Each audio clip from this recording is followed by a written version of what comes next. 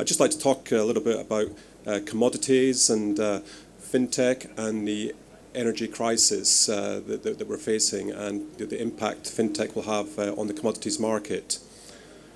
I'd like to introduce myself. I'm David Shayer. I'm the Chief Executive of Vantage UK. I joined Vantage in January 2019. I've previously been in the financial services market for 25 years, and we've come a long way with Vantage in the UK. We just recently changed the name, you'll have seen, and we've decided to take off the FX part of Vantage. And it was a hot topic internally within the company, whether to take off the name FX. And one of the primary reasons for that was the shift we're seeing in trading, with people now trading more non-FX. For example, our figures for 2021 till September have been 42% are trading FX, and the rest are trading commodities, indexes, metals, oils. So there's a sudden move away from FX trading, which is one of the reasons we decided to change the name. And I think that's as people become more knowledgeable about trading. People are much more educated now. They're reading on about Reddit, GameStop, and all types of things on social media. So people are trading much more now away from FX. So it's a big step for Vantage to drop the name FX and move away into other areas of the business. We're offering 300 plus instruments now. We're offering far more products to the client, and that's why we're very keen on moving the business away from not purely the FX side, because I mean that's still our bread and butter, but we want to have other products and other instruments that clients can trade. I'm a big concerned about the energy crisis in the UK. I mean, after Brexit and COVID, there's been a massive surge in Fintech. Fintech has raised, in 2021, £13.5 billion.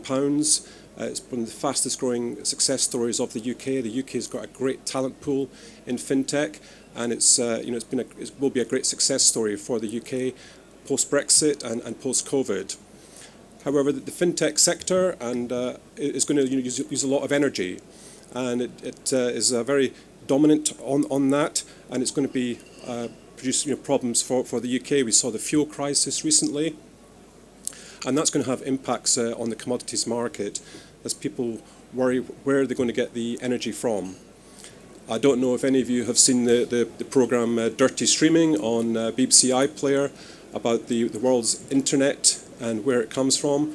I mean, there's people don't even aware of a place called Loudon outside Washington in Virginia, and 80% of the world's internet is coming from there. Amazon is making more money out of data centers than it is out of online shopping. So there's huge demands on the internet. People are quite happy to sit at home and do their Netflix streaming and their BBC iPlayer without thinking, how much data is that using? And it's phenomenal the amount of electricity that we're using. So the UK and other countries are going to face a problem with energy, and that's going to be impact on commodities. So I see commodities being a major player for people to trade in the next coming years, as energy becomes such a dominant factor for countries. I'm not sure if anyone here has seen the programme Pandora's Promise. It's about the use of nuclear. A lot of environmentalists now who used to be pro-environmental and green energy have now switched to nuclear. You can see France is gone very nuclear in the 1970s when they were very aware of the Middle East oil crisis and OPEC, and they switched to nuclear. Japan is on nuclear. And now France owns a lot of London electricity. It can switch off Jersey at the drop of a hat, and it owns a lot of the electricity market. So that's going to be a key thing for countries, is how do they produce this energy and this electricity demand that the fintech sector needs. You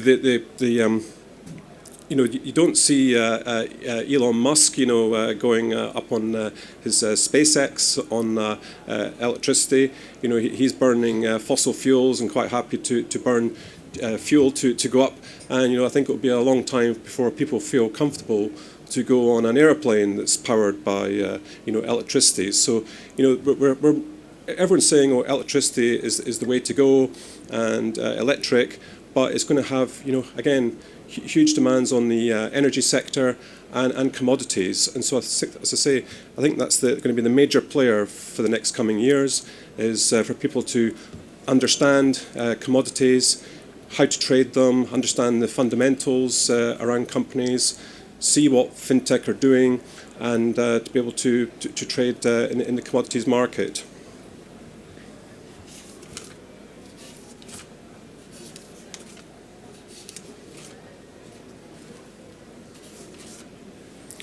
But I do see, that the fintech sector as being, a powerful thing for the UK to come out of Brexit and COVID. I mean, the UK has got 105 unicorns. It generated 20 unicorns already this year.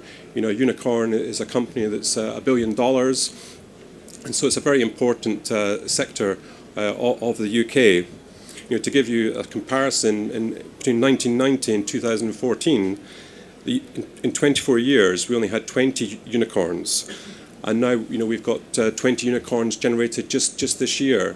So it's going to be a big success story of the UK to get us out of COVID and Brexit.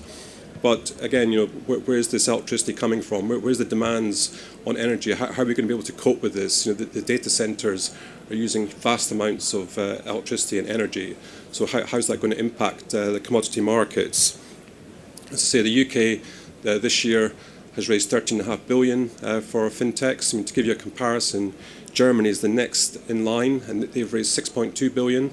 So the UK has, is a market leader in that sector. Revolut is probably one of the big names that people know of in the UK. I mean, they're worth 23 billion, and it's really, the fintech sector has really helped to get people out of this COVID situation, made people much more adaptable.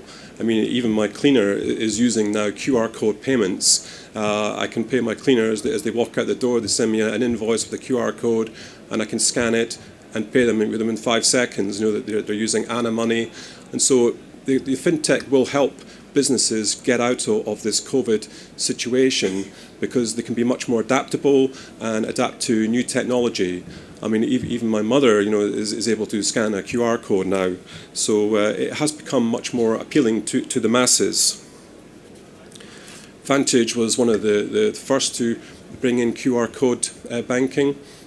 We used that through Everpay, and it's been very successful for the business. So we're very adaptable to new ways of technology.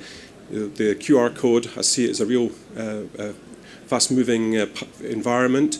I think cards could be on their way out. With cards, there's a lot of procedures you have to do. They expire. You have to remember them. You can lose them. You have to type in your details all the time. And QR codes and payments are going to be very there for the future to be able to pay quickly and fast. And that's what people are looking for: is how to deposit and get money into their bank accounts quickly.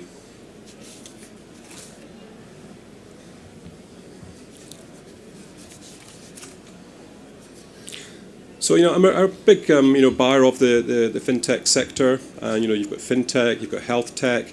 It's a growing part of the UK economy, and the government is right behind it. I mean, we have massive resources here. We have all the people around Old Street and Shoreditch. We have Level 39 in Canary Wharf. We have Barclays Rise coming up with fintech ideas. So it is the place to be for the UK. It hires highly skilled people. We've got a great education sector. We've got a great legal system. So people like to do business here. There's less red tape, and it's very easy to open up a business and work here. McKinsey are estimating the fintech sector and digital ecosystems will be worth $60 trillion by 2025. And so it's just going to increase and increase as people, are used to now working from home, using technology, using Zoom, and using new methods of paying for things, such as QR codes, as I said.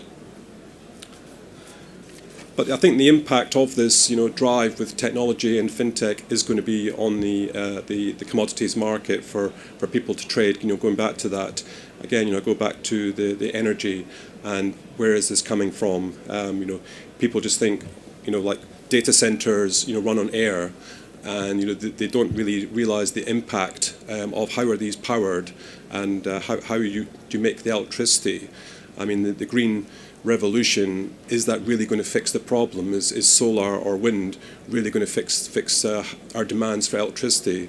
I mean, there's a strong correlation between GDP and electricity, and if you look at countries like Africa, Africa are always going to be on the poorer side because they just don't have the electricity. They can't refrigerate their medicines, they can't keep their foods fresh. They're having to switch off their electricity, at 10 o'clock at night because they can't get electricity through the night. So until we, fix these problems about the electricity demand, then you're always going to have poverty and people in poorer conditions.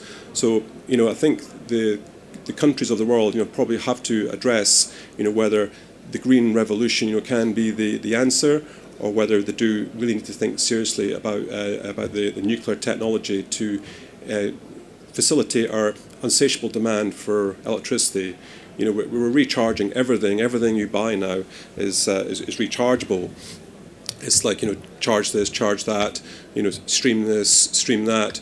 And people don't think, they think they're being environmentally friendly and all paperless. I'm on Facebook and I'm not printing, but they don't realize, where is that coming from and what is powering, that data center. So again, I go back to the impacts on the commodities market. I think that will be one to watch for the next coming years. Energy crisis and countries using it as a political thing to hold countries to ransom, such as Russia using it to hold countries to ransom about how much gas they're giving people. France, using electricity to control the UK. As I say, they own a lot of the electricity in the UK because they went nuclear in the 1970s. So I think that energy play and our increase in Fintech is going to have a major impact on the commodities market for years to come.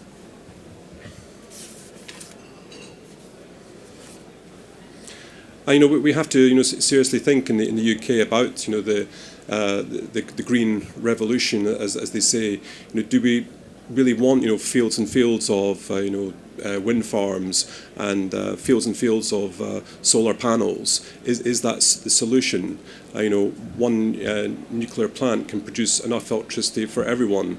It's very controversial. It's where do you build it? It's not what people want. But again, if you ever have seen the documentary Pandora's Promise, you'll see in that in the race to get to market between Russia and the US, they actually went for the cheaper technology, and they went for the technology that produced nuclear waste.